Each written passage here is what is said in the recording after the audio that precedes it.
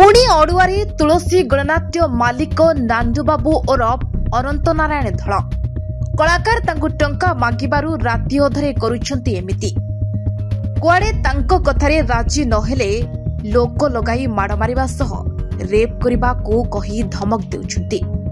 पूर्वरु हास्य अभिनेता नरिपंडा परे पीयूष त्रिपाठी परी अनेक यात्रा कलाकारंकु नै विवाद रे फसिथिले यात्रा मालिक नांदुबाबू।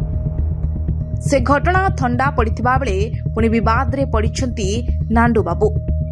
यात्रा अभिनेत्री को माड़ मराजिबा नै थाना रे एतला। भुवनेश्वर महिला थाना रे एतला देले यात्रा अभिनेत्री मामुनी षडंगी। तुलसी गणनाट्य अशोक सम्राटर मालिक अनंत नारायण धलंक नारे अभियोग करा जायछि। बाकी टंका मागिबारु यात्रा मालिक माड़ सह धमक देबा अभियोग करिछंती अभिनेत्री।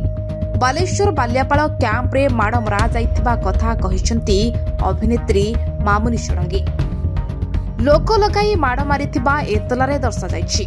पुलिस तदंत अनुसार पूर्वर मध्य यात्रा मालिकंक नारे अन्य एक यात्रा कलाकार समान अभियोग आनिथिले, किंतु अभियोग परे यात्रा मालिकंक प्रतिक्रिया ए पर्यंत मिलि पारि नाही।